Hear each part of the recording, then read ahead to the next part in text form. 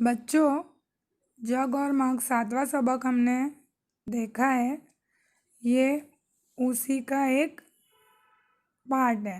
ठीक है, अब आपको क्या करना है कि ये बाल्टी है और ये मग है। ठीक है, तो आपको ये दोनों में से ज़्यादा पानी किस बर्तन में समा सकता है, उसके ऊपर आपको गोला बनाना है। ठीक है, अब ये कप है और ये सासर है या प्लेट है।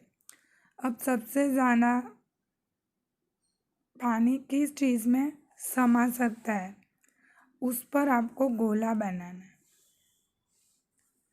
जैसे कि ये दो चीज़ें दी गई है। ठीक है, फूलदानी और घड़ा।